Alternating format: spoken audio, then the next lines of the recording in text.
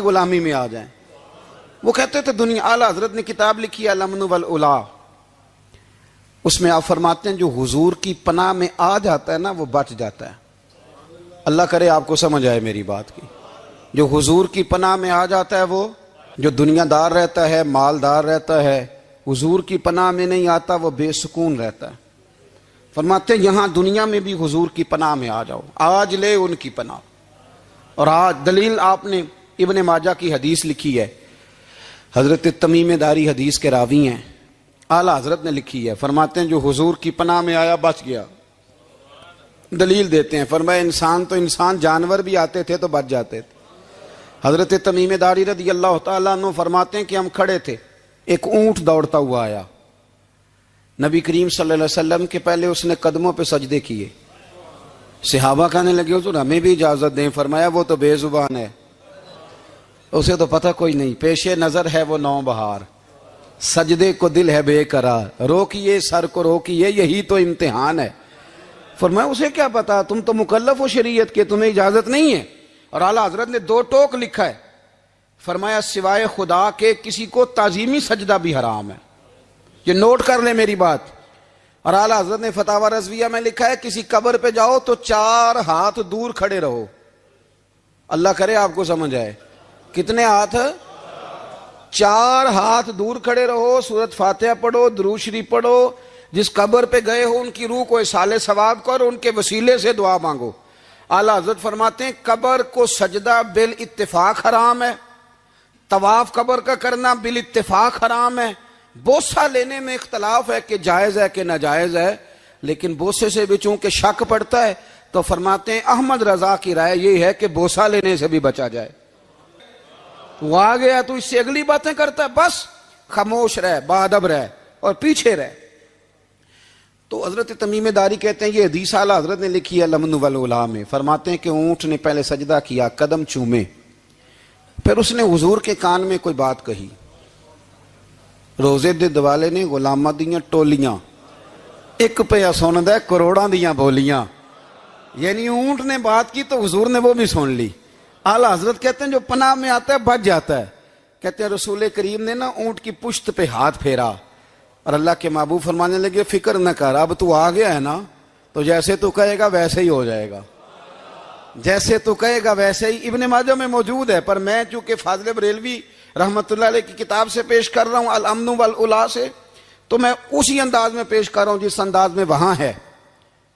حضرت تمیم داری کہتے ہیں کہ ہماری سمجھ میں بات کوئی نہ آئی. تھوڑی دیر گزری تو کچھ لوگوں نے ہاتھوں میں رسیاں پکڑی ہیں، خنجر پکڑے ہیں، دوڑے آئے، یا رسول اللہ یہ ہمارا اونٹ ہے. حضرت تمیم داری کہتے ہیں میں نے دیکھا کہ جب وہ آ گئے نا خنجر لے کے تو اونٹ حضور کے پیچھے چھپ گیا. آج لے ان کی پناہ، آج مدد مانگ ان سے. وہ حضور کے پیچھے چھپ گیا. تو کہتے ہیں کہ نبی کریم صلی اللہ تعالی علیہ وسلم نے فرمایا کیا مسئلہ ہے بھائی؟ یا رسول اللہ ہمارا اونٹ ہے. ذبح کرنے لگے تھے دوڑا ہے. تو حضور فرمانے لگے وہ تو تمہاری شکایت کر رہا ہے. وہ کہتا ہے یا رسول اللہ میں نے برسوں ان کی نوکری کی، برسوں میں نے بڑی نوکری کی. صحیح کہتا ہے یا رسول اللہ؟ ٹھیک کہتا ہے. حضور اب بوڑھا ہو گیا ہوں، تھوڑا زیادہ بوجھ نہیں اٹھا سکتا، تو مجھے ذبح کر کے کھانا چاہتے ہیں، میں مرنا نہیں چاہتا. نبی کریم فرمانے لگے اچھے لوگ یہ صلہ دیتے ہیں. انہوں نے عرض کی حضور آپ حکم کر دیں، ہم اس کو چھوڑ دیتے ہیں یا رسول اللہ، نہیں ذبح کریں گے، خدمت کریں گے. حضور فرمانے لگے نہیں، اب میرے پاس آیا ہے نا، اب میں نے واپس نہیں کرنا. آج ہو گیا ہے، آج لے ان کی پناہ، آج مدد مانگ ان سے. آج ہو گیا یا رسول اللہ پھر رکھ لیں. حضور نے فرمایا نہیں بھائی پیسے بتاؤ کتنے؟ یا رسول اللہ نہیں کچھ نہیں. نبی کریم علیہ السلام نے فرمایا نہیں بتاؤ کتنے، بتاؤ کتنے. انہوں نے کہا حضور ایک دفعہ ریٹ لگایا تھا تو 100 دینار لگا تھا. حضور نے فرمایا بلال دے دو 100 دینار. 100 دینار دے دیا. اعلیٰ حضرت فرماتے ہیں دیکھو ان کی پناہ میں آنے کی برکتیں کتنی ہیں. ان سے کہا تم جاؤ، وہ چلے گئے. حضور نے پشت پہ ہاتھ پھیرا، فرمایا جا تو آزاد ہے.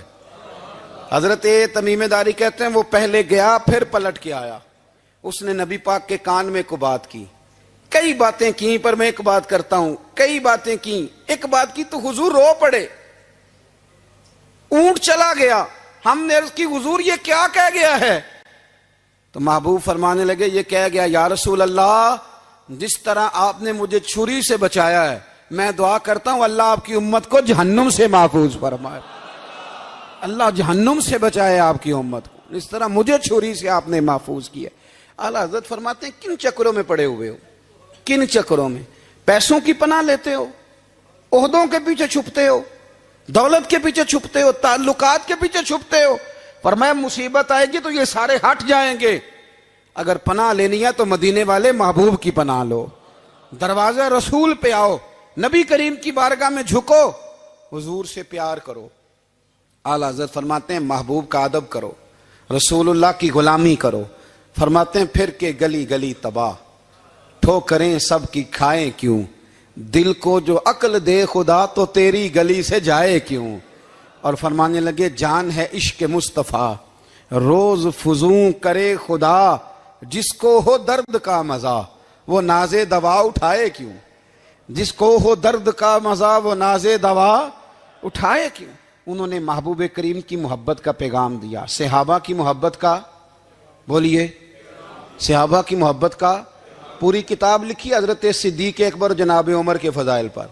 اور مزے کی بات یہ ہے کہ اعلیٰ حضرت نے نا اردو شاعروں میں سے کسی کو توفیق نہیں ہوئی حضور کو شہنشاہ کہنے کی، اعلیٰ حضرت نے کہا میرے نبی شہنشاہ ہیں۔ دلیل کیا دی؟ فرمانے لگے پڑھو ترمذی، حضور نے فرمایا میرے 2 وزیر زمینوں میں ہیں 2 آسمانوں میں، زمین کے 2 وزیروں کے نام ابو بکر اور عمر ہیں، آسمان کے 2 وزیر ہیں جبریل اور میکائیل۔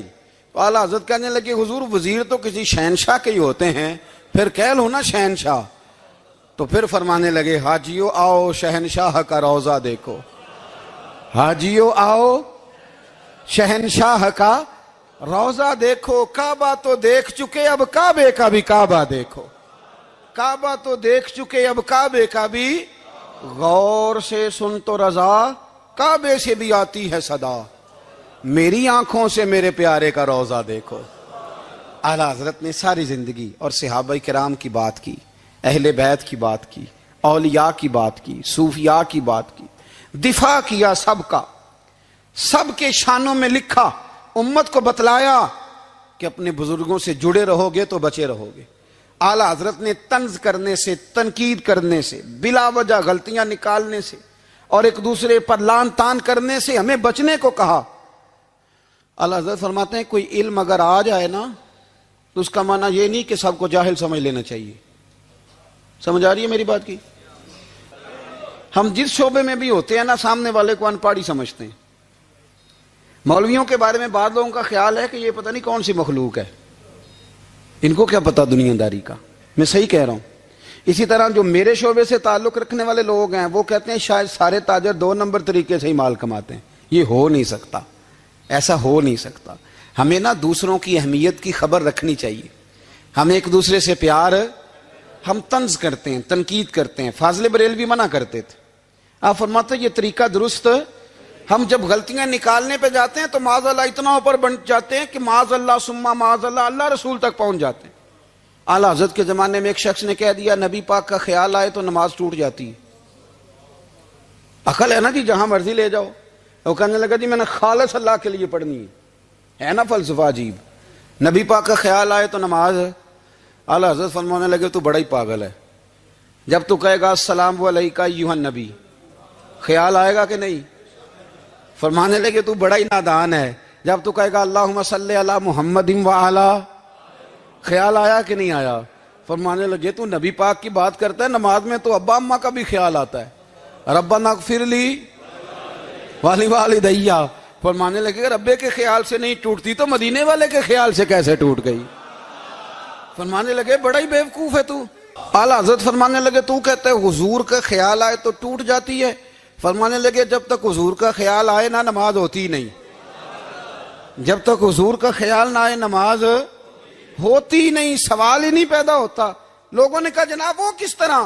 تو اعلیٰ حضرت فرمانے لگے اللہ نے کہا قرآن میں واقعی الصلاۃ، نماز پڑھو، یہ نہیں بتایا کتنی پڑھنی ہے، اور یہ بھی نہیں بتایا فجر کی کتنی پڑھنی ہے، یہ بھی نہیں بتایا ظہر کی، یہ بھی نہیں بتایا قیام کیسے کرنا ہے، ہمیں یہ بھی نہیں بتایا رکوع کیسے کرنا ہے۔ ہمیں پتہ کیسے پتہ چلا؟ جب صحابہ نے کہا نا رب کہتا ہے نماز پڑھیں تو کیسے پڑھیں، تو حضور فرمانے لگے سلو کما رأیتمونی اصلی، نماز اس طرح پڑھو کرو جس طرح مجھے پڑھتے ہوئے دیکھتے ہو۔ تو کہا یہ تو کیسی عجیب بات کر رہا ہے کہ نبی کریم صلی اللہ علیہ وسلم کا خیال آئے۔ اور پھر بڑی مزیدار بات، ایک شخص نے اعلیٰ حضرت سے آ کے نا، اس زمانے میں نا ایک آریہ مذہب ہوتا تھا، اب اللہ کا شکر ہے وہ کوئی نہیں، اب ویسے جو بڑے نئے نئے مذہب نکل آئے ہیں، جو آدمی جتنا پڑھ جاتا ہے معاذ اللہ وہ ایک نئی بات ہی شروع کر دیتا ہے، اور جو انوکھی بات کرے اس کے پیچھے رش بھی زیادہ ہو جاتا ہے، سٹائل ذرا ہٹ کے ہو نا جی تو ذرا ماحول جلدی بن جاتا ہے۔ تو وہ آریہ مذہب تھا، تو وہ ایک آریہ آ گیا اعلیٰ حضرت کے پاس، آ کے کہنے لگا کہ فرض کی اہمیت زیادہ ہے کہ سنت کی؟ تو اعلیٰ حضرت فرمانے لگے بھئی اہمیت تو فرض کی زیادہ ہے۔ تو کہنے لگے آپ کا وضو تو پھر سنت سے شروع ہوتا ہے، وضو میں پہلا فرض ہے منہ دھونا، اور آپ سب سے پہلے ہاتھ دھوتے ہیں، یہ بھی سنت، ناک میں پانی ڈالنا یہ بھی، کلی کرنا یہ بھی۔ میری بات کی سمجھ آ رہی ہے؟ اس نے کہا یہ آپ عجیب لوگ ہیں، فرض اگر بڑا ہے تو پہلے فرض ہونا چاہیے تھا۔ سمجھ آ رہی ہے میری بات کی؟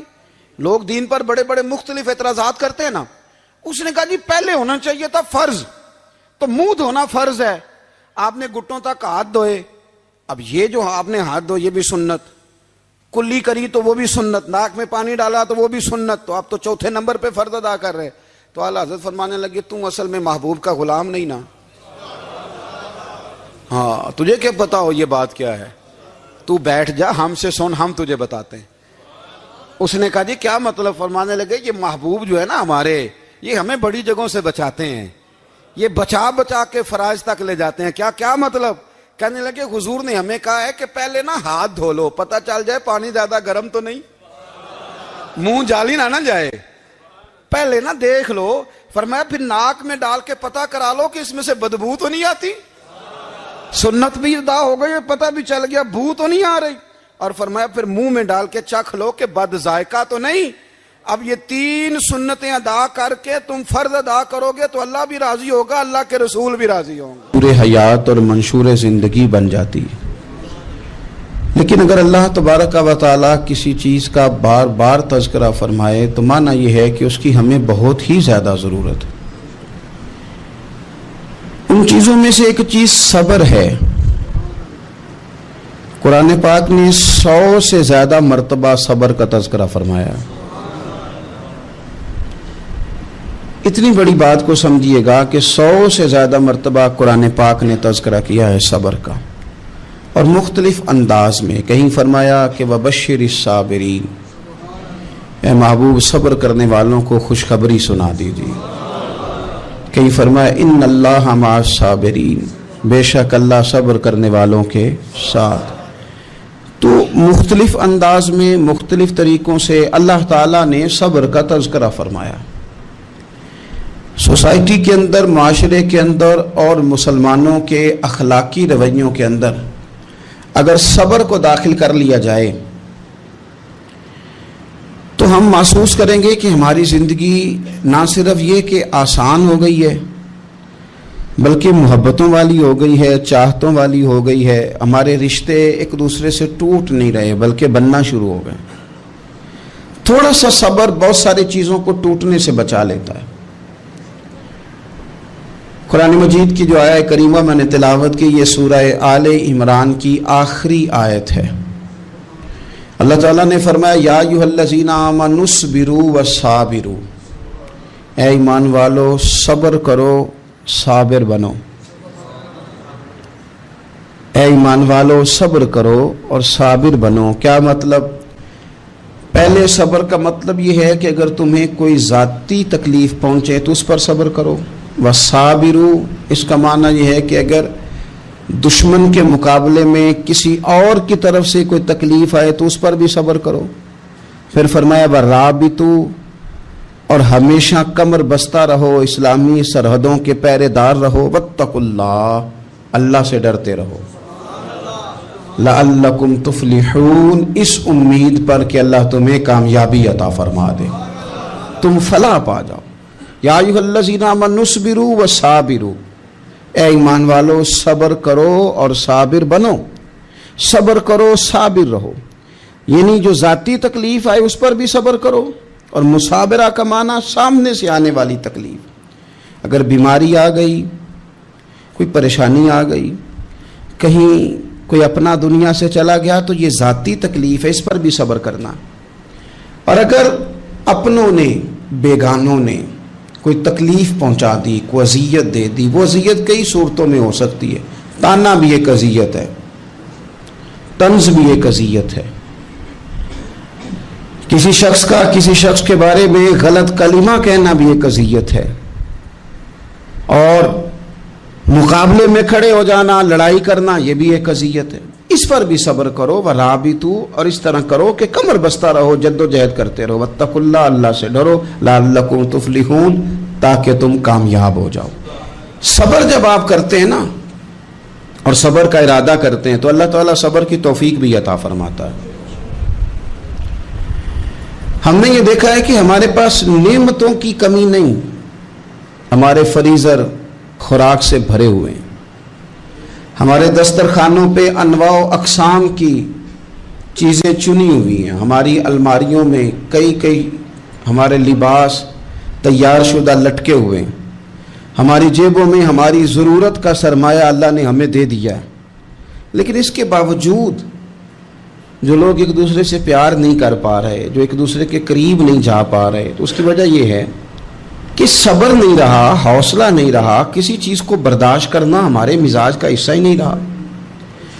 اور پھر چونکہ امت مسلمہ نے انقلاب برپا کرنا تھا، دنیا کو پیغام حق دینا تھا، اگر ان کے اندر حوصلہ ہی نہیں ہوگا، اگر انہیں صبر ہی نہیں کرنا آئے گا، استقامت ہی نہیں ہوگی، کہیں رکنا ہی نہیں آئے گا، تو یہ میدانوں کو سر کیسے کریں گے، کامیابیاں کیسے ان کا مقدر بنیں گی۔ رمضان المبارک میں بھی ماحول یہ ہو کہ افطاری سے 1 گھنٹہ پہلے نظر پوری ٹک جائے گھڑی پہ، اور تھوڑا سا بھی صبر مشکل ہو۔ اور رمضان المبارک میں سحری کے وقت میں اگر دہی والی دکان پہ بھی جھگڑا ہی ہو رہا ہو، اور شام کو سامان خریدنے میں بھی اگر بحث ہی ہو رہی ہو، تکرار ہو، جھگڑا ہو، تو پھر سیکھا کیا؟ پھر وہ جو ہمیں تربیت دی جا رہی تھی کہ ہم نے صبر کرنا ہے، تو پھر ہم نے اس میں حاصل کیا کیا؟ حدیث پاک سنیں گے، آپ کی طبیعت بڑی ٹھنڈی ہوگی۔ میرے نبی پاک صلی اللہ تعالی علیہ وسلم نے ارشاد فرماتے ہیں کہ جو بندہ سوال سے بچنا چاہے گا، ارادہ کرے گا اللہ میں نے کسی سے نہیں مانگنا، فرمایا جو سوال سے بچنا چاہے گا رب اسے سوال سے بچا لے گا۔ اور جو لوگوں سے بے نیاز ہونا چاہے گا، کہے گا یا اللہ مجھے دنیا داروں کا محتاج نہ بنا، اپنی بارگاہ سے عطا فرما۔ جو لوگوں سے بے نیاز ہونا چاہے گا اللہ لوگوں سے بے نیاز کر دے گا۔ اور فرمایا جو صبر کا ارادہ کرے گا اللہ اسے صبر کی توفیق بھی عطا فرما دے گا۔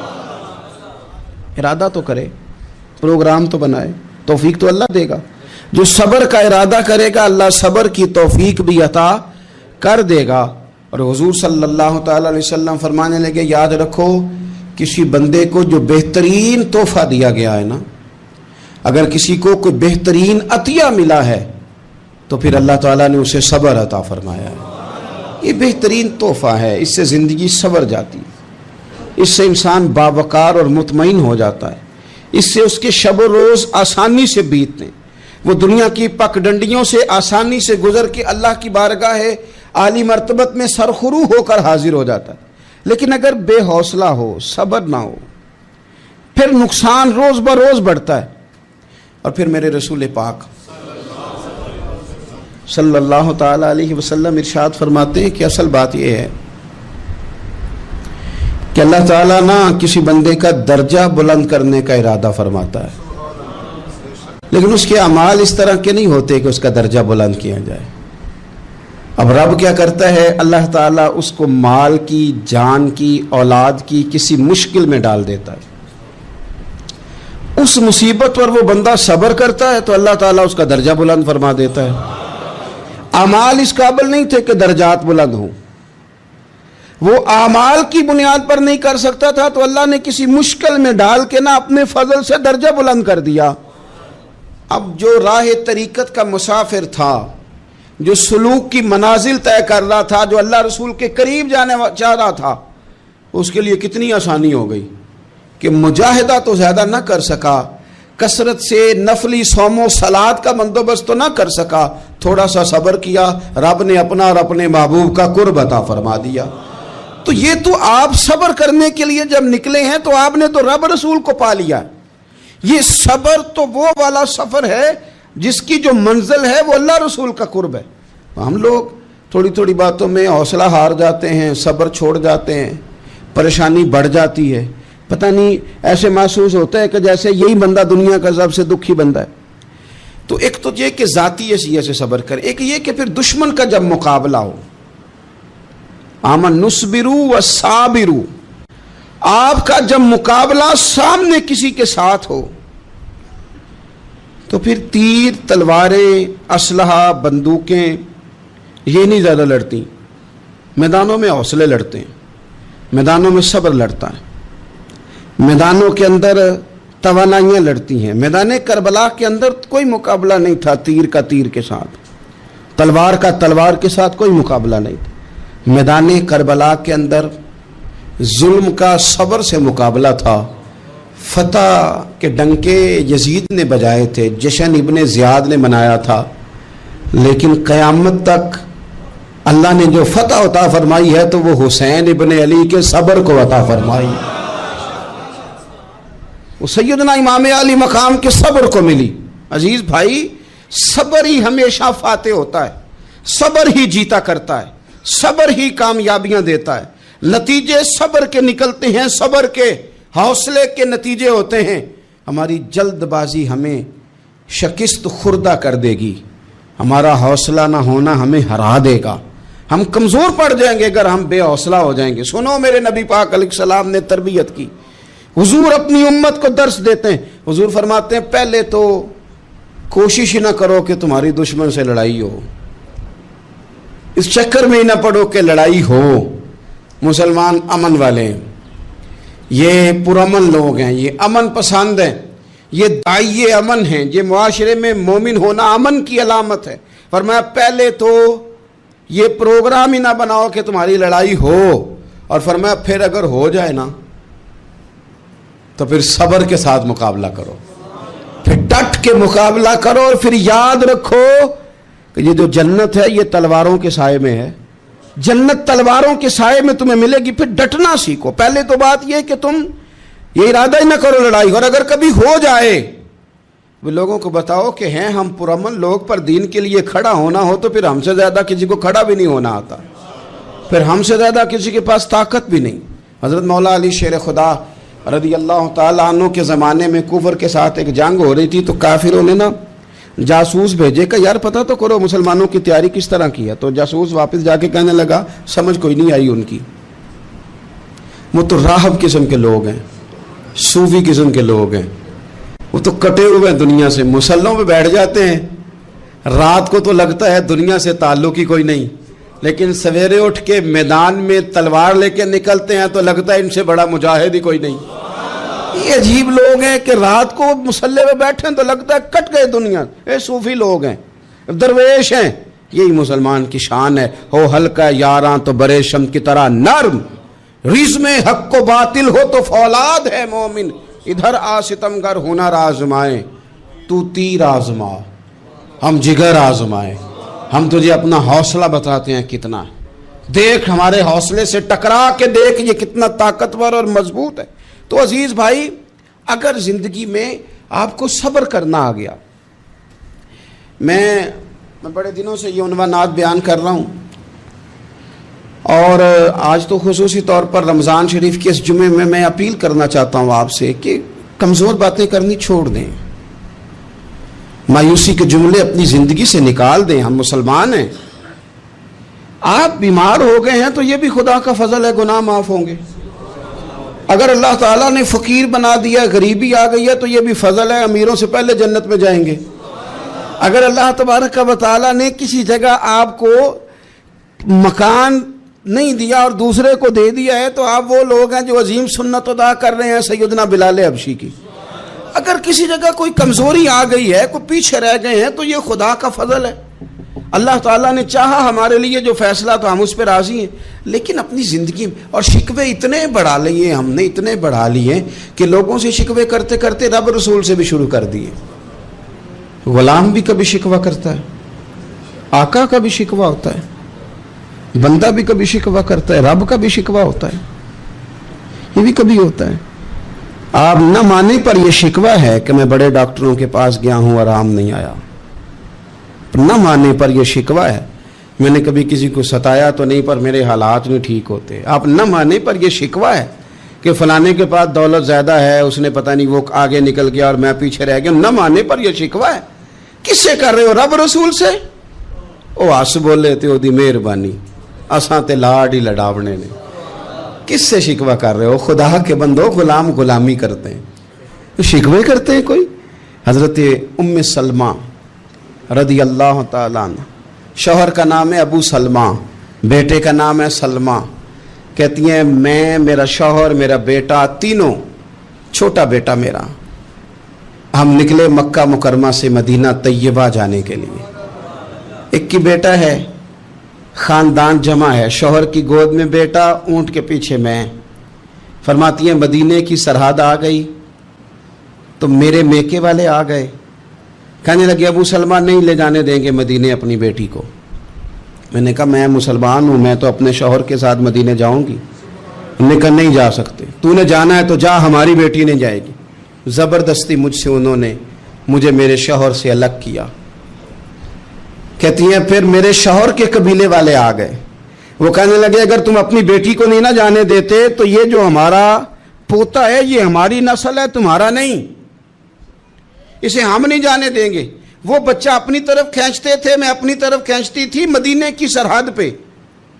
ये झगड़ा जमीन के लिए नहीं हो रहा, मकान के लिए नहीं हो रहा, हुजूर के मदीने जाने के लिए हो रहा, हुजूर के मदीने जाने के लिए हो रहा, मदीने जाने के लिए हो रहा। लंघ कई महीने ते बरस गए तो तेरी दीद नू दीदे ही तरस गए।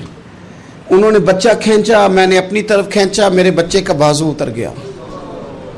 फरमाती हैं मेरे शौहर मदीने चले गए, बेटा मेरा मेरे ससुराल वाले ले गए, मुझे मेके वाले ले गए। आज भी कुछ सियाने बंदे कहते हैं इसको निकाल दो और बच्चे छीन लो। उनका भी ख्याल था कि बेटा ले जाएंगे ना तो अबू सलमा भी मदीने से वापस आ जाएगा, ये भी वापस आ जाएगी। और यार इतना बड़ा भी जालिम कोई नहीं होगा जो माँ बाप से बच्चे जुदा करे।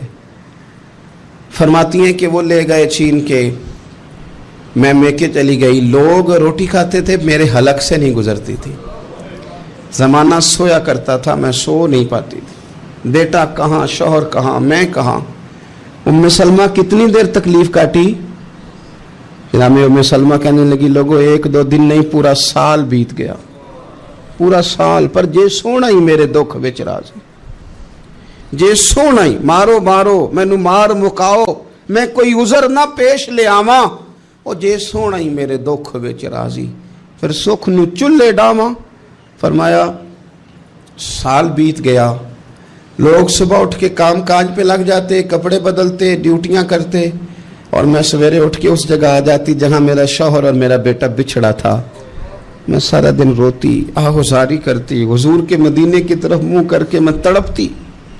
साल बीत गया, साल, एक हफ्ता नहीं निकलता बच्चों के बगैर।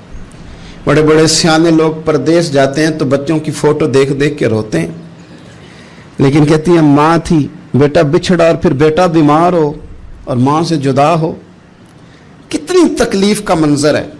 आप फरमाती हैं कि एक साल बीत गया और मैंने किसी की मिन्नत नहीं की, मैंने कोई शिकवा नहीं किया, इसलिए कि जिस हाल में रब रसूल रखें। ये हौसला, ये सब्र, ये तवानाई। एक साल के बाद मेरे चचा का बेटा मेरे पास से गुजरा, तड़पते देख कर कहने लगा मेरी बहन तू सारा दिन रोती रहती है। तो मैंने कहा भाई तुम्हें क्या बताऊं, इसका शौहर चला जाए, बेटा जुदा हो जाए, वो क्या करेगी। फरमाते उसने जाके मेरे बाप से, अपने वाली से, मेरे खानदान वालों से कहा इसकी सजा कब खत्म होगी। इस गरीबनी का कसूर ये है कि ये मदीने वाले का कलमा पढ़ती है, इसकी गलती ये है कि ये मुसलमान हो गई है, दीन हक कबूल कर लिया, क्यों नहीं तुम ख्याल करते। कहते उनके दिल नरम हुए, वो रजामंद हुए मुझे मदीने जाने पे। फिर उसने कोशिश की मेरे ससुराल पैगाम भेजे, कब बस करो, और बच्चा तो चिड़िया का जुदा हो जाए तो वह तड़पा करती है, और तुमने एक जीती जागती माँ का बेटा जुदा किया है। वो भी नरम हुए, रब ने असबाब बनाए, मेरा बेटा मुझे मिला, कहने लगे तू रह जा। मैंने कहा नहीं, तुम मुसलमान नहीं हो, तुम्हें पता नहीं ना, मैं यहाँ नहीं रह सकती, मुझे मदीने ही जाना है। अकेली इतना सफर, जंगलों का रास्ता, पहाड़ी रास्ता तय कर लोगी? मैंने कहा मैं कर लूंगी। जिन्हों वेख के ठर दियां अखियां ने तो जिन्हों वेख के ठर दा सीना है। रब्बा तेरी सारी खुदाई च एक ही तो शहर मदीना है। कहती मैं ऊंट पे बैठी, बेटा मैंने गोद में बिठा लिया, मैं सफर करने लगी, पर दिल में खटका था कि इतना लंबा सफर, बेटा छोटा है, कैसे करूंगी। कहते मुझे उस्मान बिन तला मिल गए, कहने लगे कहाँ जा रही हो बहन। मैंने कहा मदीने। कहने अकेले जाओगी? मैंने कहा जाना तो है ना, कोई साथ चले न चले पर शहर रसूल तो जाना है ना। आप फरमाती है मैंने उस्मान बिन तलहा से नेक बंदा कोई नहीं देखा, मेरे ऊँट की लगाम थाम ली। जब मुझे ऊँट पे बिठाते थे ना, ऊँट बिठा के चले जाते थे, मैं बैठ जाती थी तो आके लगाम थामते थे। जब कहीं मुझे उतारते थे तो ऊँट बिठा के चले जाते थे, मैं उतर जाती थी तो ऊँट को बांधते थे। सोना होता था तो ऊँट बिठा देते, मैं उतर जाती, वो दूर जाके लेट जाते। फरमाती थी फिर मेरे लिए मेरे रब ने असबाब पैदा किए और मैं मदीना पहुंची, मैं शौहर से मिली, और लोगों मेरे नसीब देखो, मैं रहने कहाँ लगी? हुजूर के मदीने में, शहर रसूल में, शहर पाए नजर होश में आ, ये कुव्वे नबी है। मैं हुजूर के हरम की जमीन और कदम रख के चलना, अरे सर का मौका है ओ जाने वाले, मदीने के खित्ते खुदा तुझको रखे, गरीबों फकीरों के ठहराने वाले। कहती है मैं वहाँ बसने लगी। आप फरमाती है मुसलमानों, शायद मुझसे ज़्यादा तकलीफ़ किसी ने न सही हो, पर देखो 1 साल पूरा मैं तकलीफ़ में रही, और जब मेरा सब्र साल को पहुँचा, सब्र की उम्र 1 साल हुई, तो फिर रब ने बंदोबस्त किया। फिर मेरे घर वाले भी नरम हो गए, ससुराल वाले भी नरम हो गए, रब ने मेरे आने जाने के लिए एक बंदे का बंदोबस्त भी फरमा दिया। फिर मेरा शौहर तक भी मैं पहुंच गई, मुझे मदीनातुर रसूल भी नसीब हुआ। 1 साल मैंने सब्र किया था, रब ने मुझे मुस्तकिल मदीने का ठिकाना अता फरमा दिया।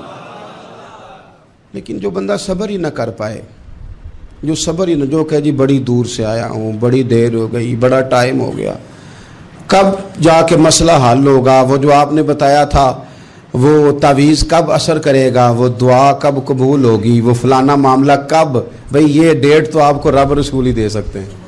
बंदा तो कोई इत्तला ही देगा, पैगाम ही देगा, दुआ ही करेगा। अगर ज़िंदगी में हौसला ही नहीं होगा, अगर आपको ये करार ही नहीं आएगा, ठहरना ही नहीं आएगा किसी मैदान में। देखिए कुछ ऐसी अज़ियतें होती हैं जो अज़ियतनाक होती हैं, लेकिन अगर ग़ुलामी में आ जाए ना आप, तो वो अज़ियतनाक नहीं होती, उस चुभन में मज़ा आने लगता है। कई दर्द भी मज़ेदार होते हैं, कई दर्द भी, कभी ज़ख्म ठीक होने पे आ जाए ना तो उसे छेड़ो तो मज़ा आता है, इसलिए कि कुछ दर्द भी मज़ेदार होते हैं। आतिश से किसी ने कहा तू रोता बड़ा है, उसने कहा महबूब की याद में तड़पता हूँ, अभी तो एक दिल है, मेरे तो ख्वाहिश थी कभी 2 होते ना तो सही करके तड़पता। रब ने दिल एक बनाया, कहता वो मज़ा दिया है तड़पने के, मेरी आरज़ू है या रब, मेरे दोनों पहलुओं में दिले बेकरार होता। दर्द में भी मज़ा है, पर शर्त यह है कि लोग दर्द में भी जीना सीखें। हम ना आराम में जीना चाहते हैं, पंखे के नीचे जीना चाहते हैं। काश कि हमें सहरा में भी नींद का मज़ा लेने का तरीका आए, फिर ज़िंदगी के सारे रास्ते आसान हैं, फिर एक राह भी मुश्किल नहीं। लेकिन चूंकि हौसला नहीं, सब्र नहीं, वो वाला करार नहीं जो एक मुसलमान से रब रसूल का मुतालबा है। हुदैबिया के मौके पे ना नबी पाक सल्लल्लाहु अलैहि वसल्लम ने जो शर्तें काफिरों के साथ तय की थी ना, हुजूर ने नूरे बसीरत से की थी ना, तो इन्हीं शर्तों ने फिर फतह के बाब खोल दिए। इन्ना फतहना लका फतहम मुबीना। एक शर्त ये थी कि अगर कोई मुसलमान मदीने से मक्के आएगा तो मक्के वाले वापस नहीं करेंगे, रख लेंगे। फिर गौर करें, कोई मुसलमान अगर मदीने से मक्के आएगा तो मक्के वाले वापस नहीं करेंगे, और अगर कोई बंदा मुसलमान अपने आका की मर्जी के बगैर मुसलमान हो जाए और वहाँ से वो मदीने आएगा तो हुजूर पनाह नहीं देंगे। तो मेरे भाई, महबूब की तरफ से आने वाला ना सिर्फ सुख ही नहीं कबूल करना चाहिए, दुख भी कबूल करना चाहिए, दुख भी कबूल करना चाहिए। हमारा ये मसला है कि हम ना मीठी मीठी के कायल हैं, कड़वी कड़वी के कायल नहीं। अगर वो कभी दुख दे ना तो महबूब का दुख भी सुख समझ के कबूल करो। हाँ हाँ, उसकी तरफ से कांटा है कभी तो उसे फूल समझ के कबूल करो। वो चुभेगा नहीं, इंशाल्लाह मजा ही देगा। वो कबूल तो करो ना। तो अब हजरत अबू बसीर रदी अल्लाह ताला अन्हु एक सहाबी थे, एक तो हजरत अबू जंदल रदी अल्लाह ताला अन्हु थे ना, तो वो तो हुदैबिया में आ गए। हुजूर मुझे ले जाएं, तो नबी पाक ने फरमाया मैंने वादा कर लिया है। उनको भी हुजूर ने वापस भेज दिया। और ये बेचारे ना अपने आका की जेल तोड़ के मक्के से भाग के मदीने आए। या रसूलल्लाह मुझे कबूल कर ले, मैं भाग आया हूं, वो बड़ा जुल्म करते हैं, मारते हैं, तकलीफ देते हैं। वो आए तो उधर से ना उसके मालिक ने एक दो बंदे भी भेज दिए रुका दे के कि या रसूलल्लाह आपका तो वादा था कि आप बंदा रखेंगे नहीं। ये आए और रुका भी आ गया। अब जरा मंजर को समझे। हमारा तो ये मसला है कि कहते हैं कि मेरी 99 बातें मानी हैं, एक नहीं मानी, लिहाजा मेरा ताल्लुक ही कोई नहीं। लेकिन यहां क्या कैफियत है? बंदा रो रहा है, तड़प रहा है, हुजूर मैं मार से बचता हुआ आया हूं, जेल तोड़ के आया हूं, मुझे कबूल कर लें। उधर रुका आ गया कि आपका वादा था रखेंगे नहीं। अब ये कितना मुश्किल मसला है। लेकिन रसूल पाक अलैहिस्सलातु सलाम ने फरमाया अबू बसीर मैंने वादा किया यार तुझे वापस जाना पड़ेगा। होए होए होए। लोग तो कहते हैं ना कि वो पीर साहब ने कहा था तो मेरा काम नहीं हुआ, लिहाजा मेरी बैत ही गई, छुट्टी हो गई। माहौल ही बड़ा अजीब है।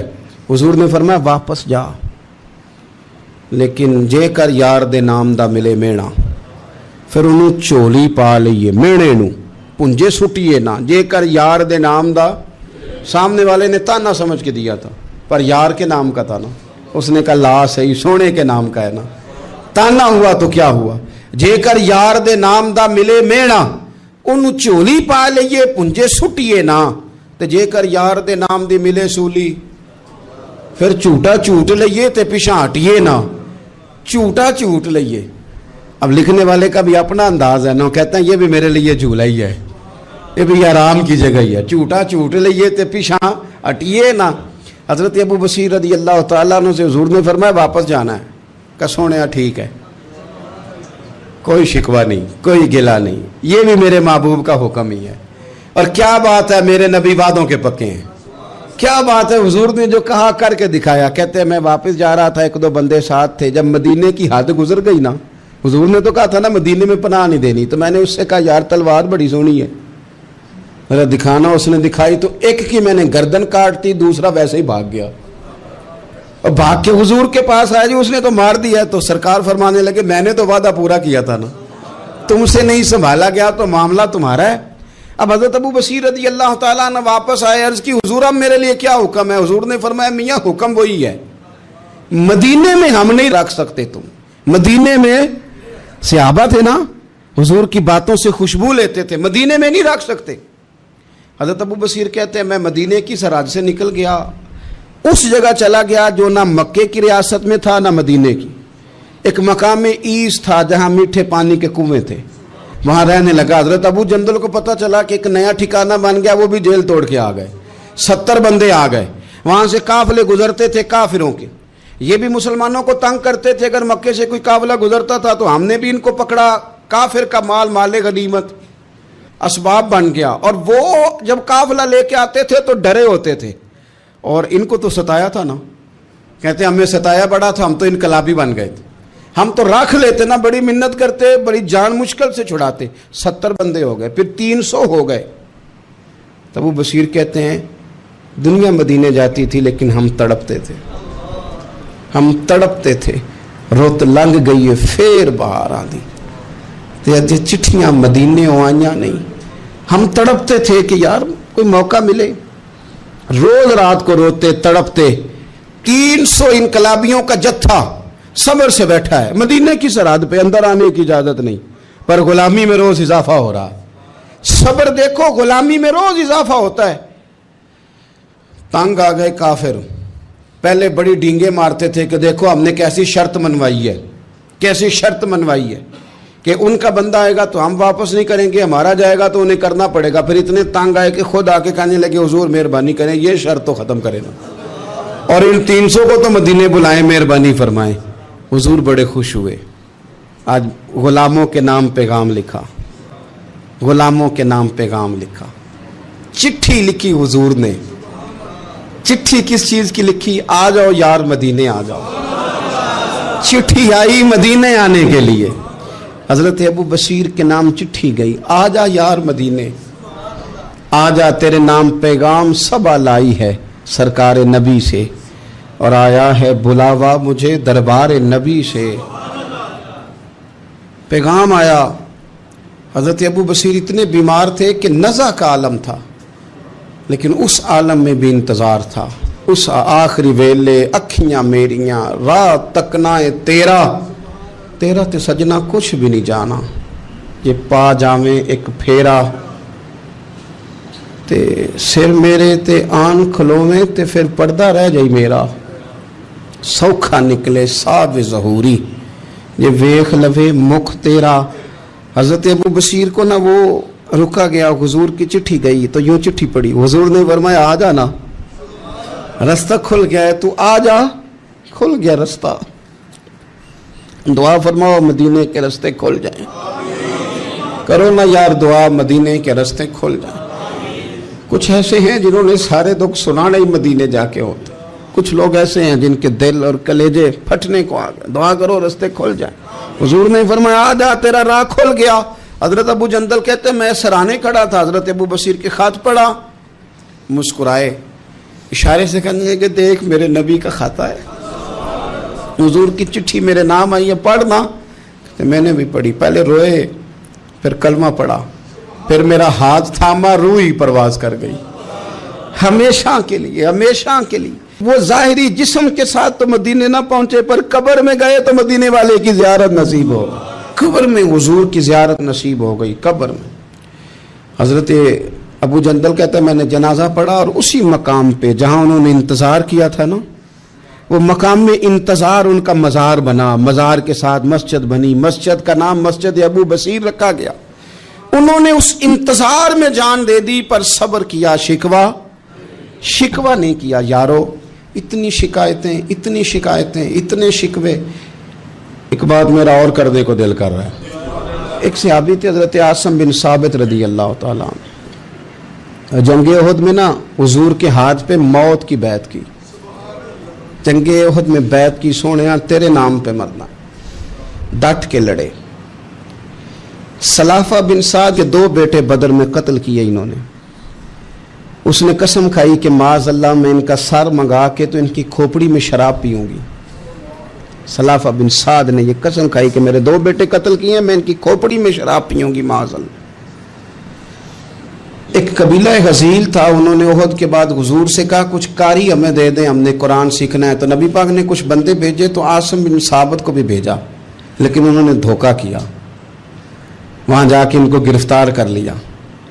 जब गिरफ्तार करके मक्के वालों के हाथ बेचने लगे तो हजरत आसिम बिन साबित ने तलवार निकाल ली, फरमाने लगे मैं काफिर का कैदी होके जीने से बेहतर है शहादत की मौत मर जाऊं। काफिरों का कैदी लड़े और फरमाने लगे मेरे कमान में तीर बाकी है, मैं लड़ूंगा और इतना लड़ूंगा कि तुम्हें पता चलेगा मुझे लड़ना आता है। और फरमाया मैं सब्र करूंगा और सब्र करके दिखाऊंगा, मैं डटूंगा और तुम्हें डट के। अकेला बंदा मैदान में डट गया, अकेला। जब तीर खत्म हो गए तो फिर नेजा निकाल लिया।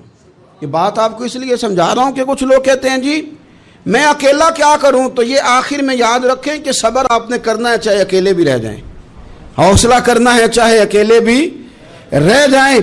अकेले लड़े, तीर खत्म हो गए तो नेजा निकाल लिया, खूब लड़े। अब उसने कसम खाई थी कि मैंने इनकी खोपड़ी पे माज़ अल्लाह खोपड़ी मंगानी है, सार मंगाना है। और ये जो ले जा रहे थे धोखे के साथ, ये भी बेचने ले जा रहे थे। तो जब थक गए ना और चारों जानिब से जिस्म में तीर पे वस्त हो गए तो दुआ मांगी। अकेला बंदा और सब्र का मकाम, दुआ मांगी, कहा अल्लाह मैंने आखिरी दम तक तेरे दीन की हिफाजत की है, अब तू मेरे जिस्म की हिफाजत करना। इनके हथे ना चढ़ जाए मेरा जिस्म। हजरत आसिम बिन साबित रदी अल्लाह ताला अन्हु शहीद हो गए। काफिर करीब गए जिस्म पकड़ने के लिए, गिरफ्तार करने के लिए, सर काटने के लिए, तो शहद की मक्खियां आ गई, पूरे जिस्म पे कब्जा कर लिया। करीब जाते तो मक्खियां लड़ती, कहने लगे पीछे हट जाओ, शाम होगी ना तोड़ जाएंगी, फिर हम सर काट लेंगे। शाम तक चारों जाने बैठे रहे। نہ کوئی ہوا آئی، نہ کوئی بادل برسا، نہ کوئی طوفان آیا. شام کو انہوں نے اٹھانا تھا، ایک ریلا آیا پانی کا اور جناب عاصم بن ثابت کی لاش مبارک کو بہا کے لے گیا.